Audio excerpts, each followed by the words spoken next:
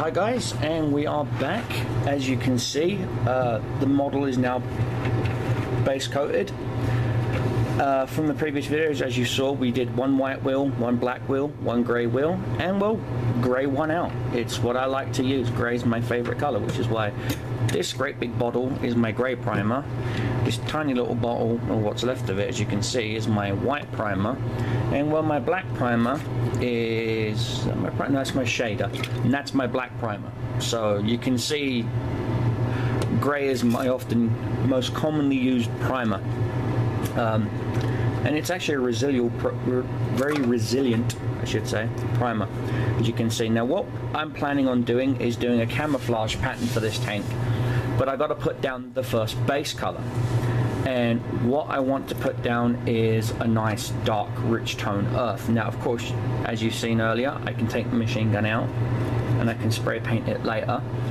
The commander's hatch does come up, and I often spray it with the hatch up first, so that way I can at a later date decide to keep the hatch up or closed. It's entirely up to me, but because we're doing a base color, it can stay up. Now what I like to do with my armor is I like to paint it with the turret off and then paint the turret completely separately. So like with the base coat, what I'm going to do is I am actually going to paint the because I got to paint the sidewalls here, not necessarily the wheels, just the sidewalls. The wheels themselves, the track will have to get painted black, so black can go over green without a problem. Now I'm going to quickly spray paint it a little bit. Sorry for the noise, but you'll get a rough idea of exactly the look I am going for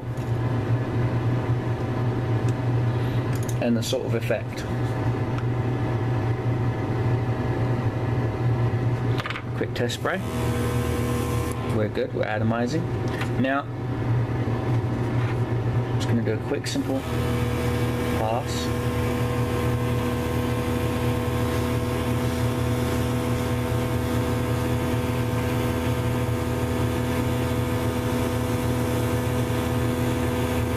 Just quick and simple, so that you and the camera can get a rough idea of the green I'm using. Okay, it's a nice deep Kelly green. Okay guys, so when we get back you should see the model completely with its first base coat. This is a base coat, okay? You'll get to see the base coat of Kelly green, and I'll see you in the next part, okay guys? Hi guys, and we're back. As you can see, the turret is primed. Now the lower chassis has got its first layer. Now this is a layer. Okay, a layer is multiples of the same color going over it repeatedly. So yeah, burp to you too. And you can see the difference. Okay. The next set of layers that this will get will be a heavy pigment base, which means you'll get to see more of the green pop. And at the same time, I'll also, if not probably just beforehand, I'll do a pre-shading. Now the next video you'll be seeing will be on pre-shading. So look forward to seeing that video guys. And as always, I want you to enjoy the rest of the build. So I'll see you in the next part guys. Hi guys, welcome back to our Let's Build section. Part, I know I've lost count. What you're looking at is me twirling the model around, looking like a complete twit, as if I know what I'm doing, and I don't. As you can see, we have pre-shaded the model. If I want, I can zoom in just a touch. No, that's way too much down. There you go. Just a touch, and you can just barely see. Let me get this toothpick so you can have a contrast.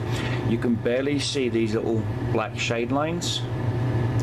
As you can see, this is what's known as pre-shading.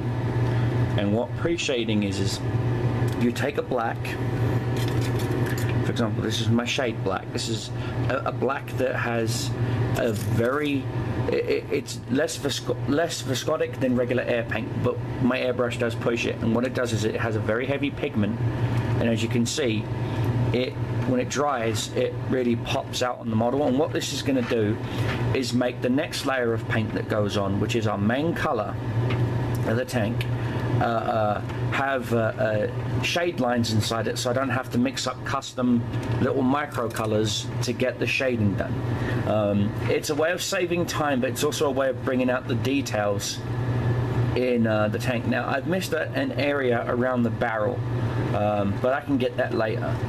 And so what I just wanted to show you. Now, sorry for the noise, guys,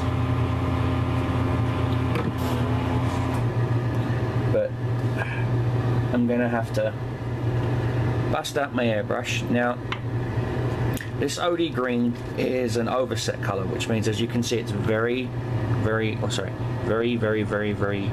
wet. It's very viscosic, and so I'm going to use that as an overcolor. Now, an overcolor is a monotone paint, is where this paint, as you can see it moving, has way less viscosity to it. So this color should stick to the tank a lot easier. And so we just do a couple of test drops and then a test spray.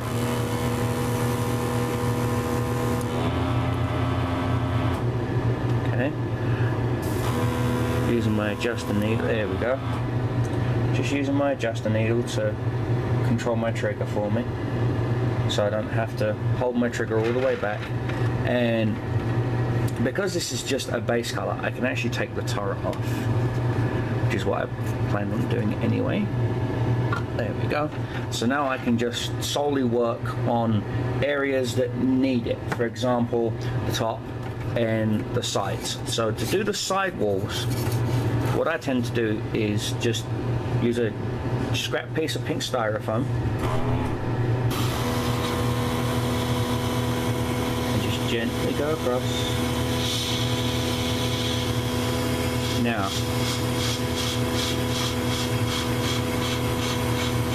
this may take a couple of passes, guys, but you're seeing exactly what I do.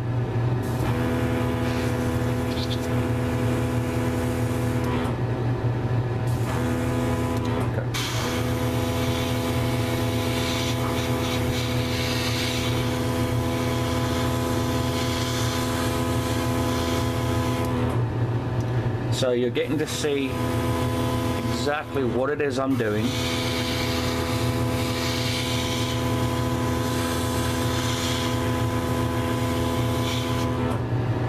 And so it's getting into this drive wheel. That drive wheel is done. Another drop of paint in my cup. Let's do this drive wheel. Done. Now, you don't want to saturate it, and what I mean by saturating it, I mean you don't want to completely overkill the model. Okay, let's zoom out a little bit. There we go, so you can see the whole model. And as soon as you can see the color, you stop. Don't hold it down and kill it so it's like this. Do you see? That's killing it. You want to just gently. There we go, next wheel. There we go. Airbrushing is about finesse. It's about taking your time. It's about not forcing the issue. Do you see? Now, as the paint dries, it's going to dull a little bit because of our base coat.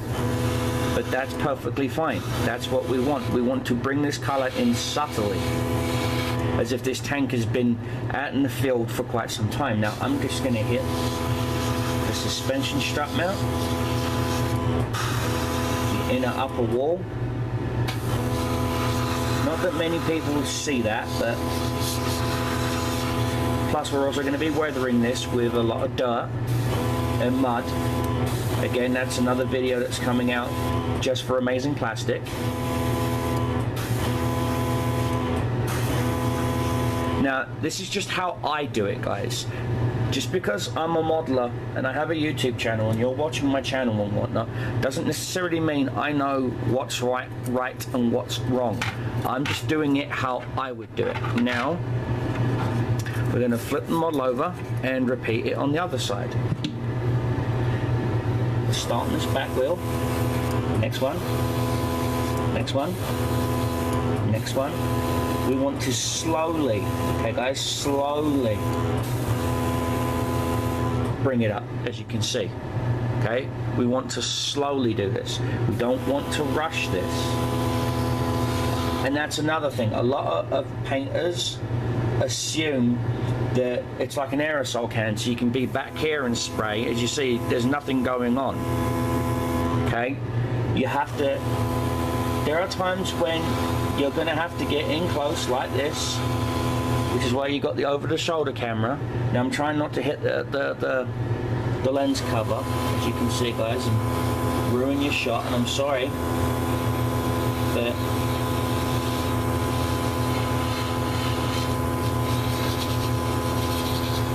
you just want to do gentle passes, gentle, simple passes. And I'm going to flip this over. I may knock the camera down a bit, but there we go. It gives me a lot easier room to see. Now this is an old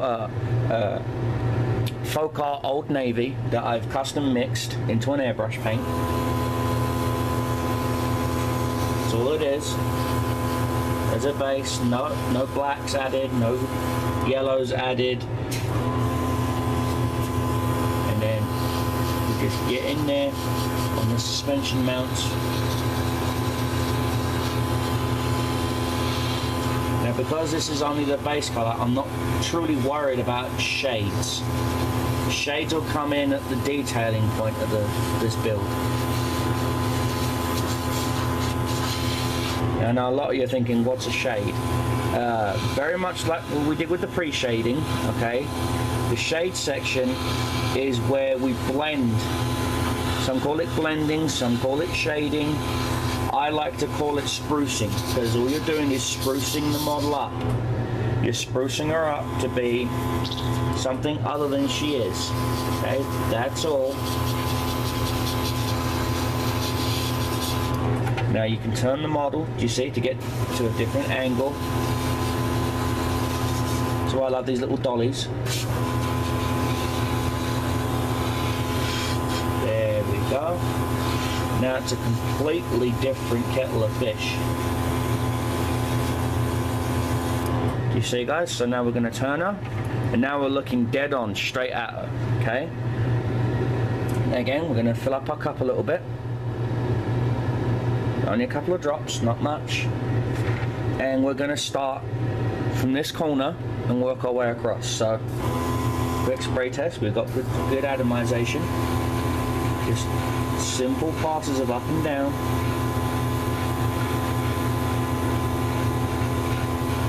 Don't worry about even this just yet. Again, that's what the blending section's for. Okay.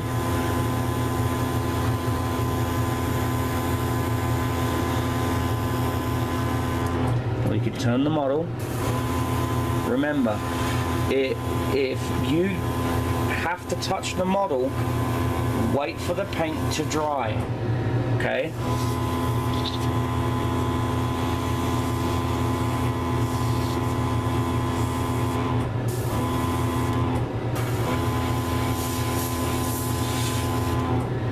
Okay, you've got to wait for the paint to dry, because if you don't wait for the paint to dry, you're going to get run lines. You're going to get what we like to call atomization spots.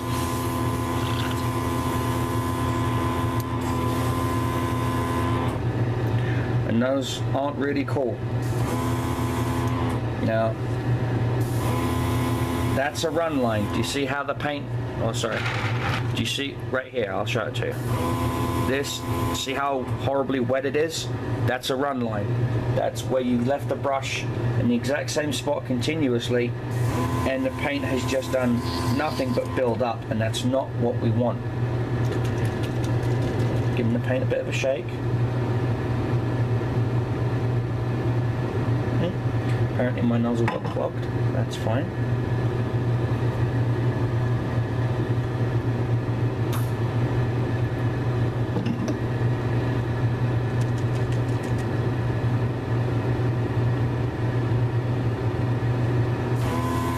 There we go. And we're back to painting. Sorry about that, guys. All it is, just simple passes. again, as I was saying, you don't have to touch the model if you don't have to.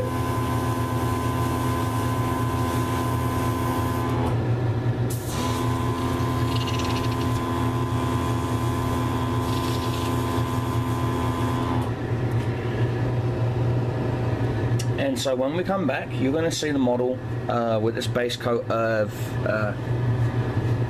Kelly green. No, it's Old Ivy green. Okay guys, so I'll see you in the next part.